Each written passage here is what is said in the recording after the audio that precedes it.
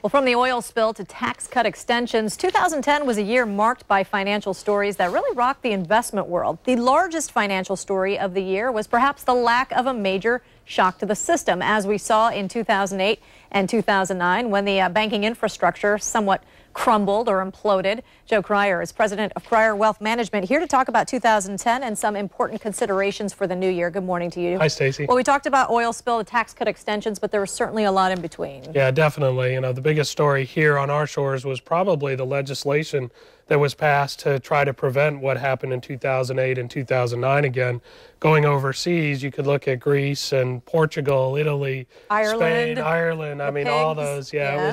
It was a rough year for them, and they were truly on the brink of collapse, much worse than we ever were in 2008. If that would have happened, it would have affected us in a big way. And yet there were some glimmers of hope in 2010. It wasn't necessarily all bad. We have made slow but steady economic progress, have we not? Yeah, definitely. And, you know, some of the major moves that were looked at as experiments in 08 and 09 actually worked. So, you know, in 2010, we did have slow economic recovery.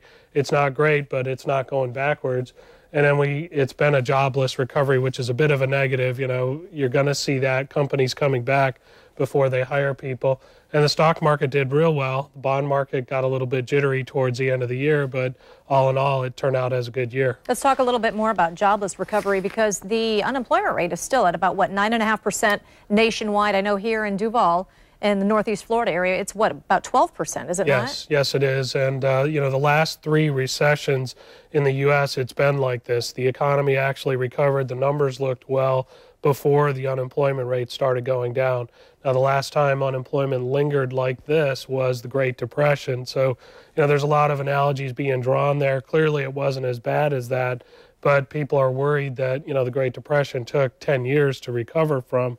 We want to see this thing get going in a year or two. And a lot of people believe that the stock market is doing well because investors are confident, because companies have a lot of cash stashed aside. The problem with that is they may not be hiring workers. Isn't that what happens? Certainly, you know, and they are sitting on a bunch of cash. The feds are trying to encourage them to spend that cash, but the last thing they're going to do is hire somebody until they're confident, the companies are, until they're confident that the economy is really going to support those new employees. This is the end of the year. A lot of people are starting to look ahead to what they should be doing financially for the new year. What are some of the things that you think about as a professional in this field? Yeah, we encourage people to kind of sit back here. Maybe it's a little quiet. They can kind of analyze their situation, and we're constantly encouraging people to write down their assets and their liabilities, and what I call the B word. Everyone hates a budget, but knowing what we're spending on a monthly basis is the only way that we can kind of pivot towards planning for 2011. And what about the year-end tax moves? Because a lot of people want to give money to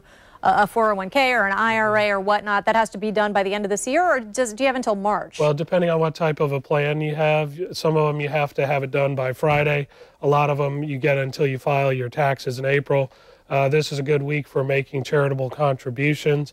It's also a good week to take your losses if you have a loser stock or mutual fund in your portfolio. And if you were to look ahead into your crystal ball, and I know this is tough, what do you think is going to be the biggest issue shaping our financial markets in the next year? I would like to think that it's continued economic recovery and people actually feeling better about the future. Well, and retail sales maybe kind of show that, right? Yeah, it was up about 5.5% for this Christmas season. It was something like $590 billion have been spent on Christmas shopping since November 5th. It's a pretty big number considering what we've been through. I like that you're being optimistic. So thank you, Joe. I think we need a little optimism after the past few years, don't you? No doubt, no doubt. All right, Joe will be back with us next week as well to talk about the new year. Thanks, Joe.